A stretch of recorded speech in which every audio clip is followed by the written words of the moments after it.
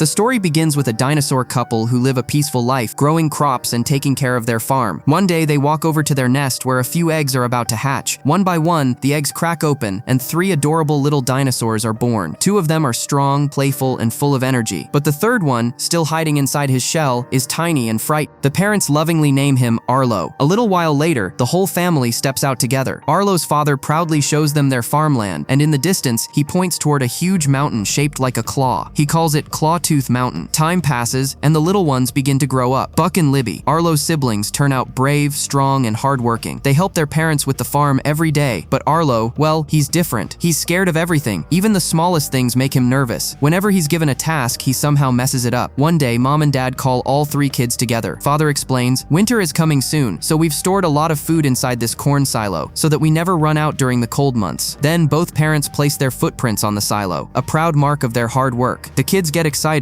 and want to do the same, but Father stops them. He says, "You're not ready yet. You'll earn your mark only when you've done something truly great. But don't worry, someday, each of you will leave your own mark." A few days later, Buck clears an entire field by knocking down trees all by himself. Father beams with pride and allows him to put his footprint on the silo. Then Libby plows the fields alone, and she too gets to leave her mark. Now only Arlo is left. He hasn't done anything worth being proud of yet, and Father still doesn't allow him to place his footprint. Arlo feels heartbroken. Buck teases him, saying, "Face it, little guy, you can't do anything right." Arlo replies, "Don't say that. It hurts. At least I'm trying." But Buck keeps mocking him. Their father steps in and scolds Buck. "Stop teasing your brother." Arlo, with tears in his eyes, says softly, "You all think I can't do anything, huh? But one day, I'll do something big, and I'll earn my mark too." To help Arlo overcome his fear, Father comes up with an idea. That night, he takes Arlo for a walk under the starlit sky. The air is calm, the night is beautiful, everything feels magical. Father says, "Sometimes, Arlo, you have to face your fears, because as long as you keep running from them, you'll never truly live. Believe in yourself, son. Nothing is impossible." The next morning, they notice something shocking. The food from their storage has been eaten. Father panics, because if this keeps happening, they'll have nothing left for the winter. He turns to Arlo and says, "If you can catch the creature that's been stealing our food, you'll finally earn your mark." Together, they set up a trap. They place some corn as bait, waiting for the thief to come. Father explains, "When it shows up, all you need to do is hit it with this stick. Then you'll earn your mark." Hearing this, Arlo gets excited. For the first time, he feels like his dream might actually come true. Arlo begins guarding the trap, waiting for the thief to show up, when suddenly, there's a rustling sound in the bushes. Out comes a tiny wild creature, a small human boy named Spot, who immediately gets caught in the trap. Arlo freezes in shock. This wasn't some scary monster. It was just a little boy. Spot starts yelling and struggling, trying desperately to break free. Arlo's heart begins to race. Fear takes over. But then he remembers his father's words. If he kills this creature, he'll finally prove himself. He picks up the stick, raises it high, but his heart won't let him do it. Trembling, he stops, and instead, he opens the trap. Spot jumps out and runs away into the woods. A few moments later, Father arrives, furious. "You had him, and you let him go," he shouts. "Your fear ruins everything, Arlo." Then he growls, "Come on, tonight we're ending this once and for all." They both follow Spot's muddy footprints deep into the forest, but suddenly, heavy rain begins to pour down, washing away the tracks. "Move faster," Father says, but Arlo hesitates, trembling. "Papa, the storm's getting worse. Maybe we should go back." Father ignores him and keeps moving forward through the thunder and lightning. The sky roars, lightning flashes, and the sound is so loud that Arlo's heart pounds in his chest. He slips in the mud and twists his leg. "Papa, please, let's go home," he cries. Father stops for a moment, breathing heavily. "Arlo," he says softly, "I'm hard on you because I want you to be strong. You have to face your fears, or you'll never grow." Just as he finishes, the storm suddenly turns violent. The wind howls, the rain slams down, and in seconds, a massive flash flood sweeps through the valley. The water rushes in like a raging beast, tearing everything apart. Father yells, "Arlo, climb up, go!" He lifts Arlo onto his neck and throws him to safety on higher ground. Arlo barely survives, but when he looks back, his father is gone. The powerful current drags him away. Days later, life on the farm becomes harder, not just because the work has doubled, but because his father's warmth is gone. He helps his family in silence, trying his best, but the sadness never leaves his eyes. One day, while storing corn inside the silo, Arlo spots something, the same wild boy Spot sneaking around again. Rage fills his heart. He blames Spot for everything, for his father's death, for all his pain. He chases after him furiously, running through the fields. Finally, he manages to catch him, but during the struggle, Arlo slips and falls into the river. The current is strong. The waves drag him far, far away until he hits a rock and blacks out completely. When Arlo finally wakes up, he finds himself lying on the riverbank, alone. Surrounded by strange trees, wild sounds, and thick fog, he's completely lost. Then from a distance, he sees someone watching him. It's Spot. Arlo looks at the river flowing beside him and remembers his father's words, "If you ever lose your way, follow the river. It will always lead you home." So Arlo starts walking along the river, step by step. Days pass. grass. He grows tired, weak, and hungry. Finally, he spots a tree with bright berries hanging above. He climbs onto a rock to reach them, but the rock slips, trapping his leg tightly underneath. He struggles for hours, trying to free himself. Day turns into night. Exhausted, he finally collapses and falls asleep there. The next morning, Arlo wakes up and realizes his leg is free. He looks down and notices small footprints in the mud. Spot's footprints. Arlo suddenly understands the same creature he thought was his enemy is the one who saved him. For the first time, instead of running from fear, he decides to face it. He collects some sticks and branches and builds himself a small little shelter. It's not much, but it gives him a little peace. Just then, Spot shows up again. This time he's carrying a lizard in his mouth, a gift for Arlo, because he knows the dino must be hungry. But Arlo steps back in disgust, shouting, "No, get that thing away from me." Arlo's a herbivore. Eating meat isn't something he can even imagine. Spot looks confused for a moment, then runs off again. A few minutes later, he comes back holding a huge bug. He bites its head clean off and offers it proudly to Arlo. Arlo shrieks in horror, stumbling backward. Spot finally realizes what's going on. He rushes off again, and this time returns with a handful of berries, the very same berries Arlo had seen before. Hungry and exhausted, Arlo devours them gratefully. Then he gestures for more. Spot grins and leads him to a high ridge, where an entire tree is covered in juicy berries. Arlo's eyes light up with excitement. He runs toward it, but Spot suddenly blocks his way, trying to stop him. Arlo ignores him, and just as he leans down to grab a bite, a giant snake drops from above and lands right on top of him. Arlo screams in terror as the snake rears up to strike, but before it can attack, Spot leaps onto it fearlessly. The tiny human bites, scratches, and growls, and to Arlo's shock, the snake slithers away in fear. Arlo stares at Spot in disbelief. For the first time, he realizes this wild little boy isn't just some creature, he's a brave companion. After a while, they run into a giant creature with massive horns and several birds perched on them. The creature looks down and asks, "Who's that little one with you?" Arlo hesitates, then says softly, "He doesn't have a name." He thinks for a second and then smiles. "I'll call him Spot." Spot turns and gives a tiny smile. He likes it, and from that moment, the name stays. As the days pass, Arlo and Spot grow closer. They follow the river together, heading toward Arlo's home, but the path is long and confusing. One evening, they walk into a meadow filled with tall grass. Arlo swings his tail through it, and suddenly, hundreds of fireflies rise up into the sky, glowing like tiny stars. Spot's eyes widen in wonder. He and Arlo burst into laughter, chasing the glowing lights around. For a moment, it feels like magic, but then the laughter fades. Arlo stops because the sight reminds him of his father. His dad used to show him fireflies, just like this. Arlo sits down quietly. He picks up a few sticks, planting 5 small ones into the ground. Then, with a deep breath, he knocks one over, silently telling Spot, "There were 5 of us, but now my papa's gone." Spot watches him for a moment, then does something unexpected. He plants 3 sticks in the ground. Then he knocks over 2 of them, leaving 1 standing. He lowers his head, his eyes full of sadness. Arlo looks at him and suddenly understands. Spot has lost his parents too. Without a word, Arlo moves closer. The 2 of them hug tightly. They don't speak. They just sit there, feeling each other's pain. That night, they sleep under the stars, 2 lonely souls who've finally found comfort in one another. The next morning, their journey continues. The weather is calm at first, but soon dark clouds begin to roll in. The wind grows strong and thunder echoes across the sky. A violent storm approaches. Arlo freezes, his heart pounding. The flashes of lightning, the sound of thunder, it all brings back the memory of that night, the night when his father was swept away. The images flood his mind like a nightmare. Panicking, Arlo runs and hides beneath a large tree, shaking with fear. When Arlo opens his eyes again, he realizes he's drifted far away from the river. There's no water in sight, and now he has no idea how to get home. His heart sinks as he slowly begins to walk forward, lost and exhausted. Before long, he spots a strange flock of bizarre-looking birds circling nearby. Their beaks are sharp, their eyes wild. They look dangerous. Still, Arlo gathers his courage and asks, "Excuse me, can you tell me which way the river is? I need to go home." The birds glance at each other and lie. "Oh, we're helping animals who got hurt in the storm. You should help us too." He carefully lifts a trapped little fox out of the mud, but the next moment, the birds pounce on it and eat it alive. Horrified, Arlo stumbles backward. The birds turn toward him, smiling creepily, and start asking, "Where's the little boy with you?"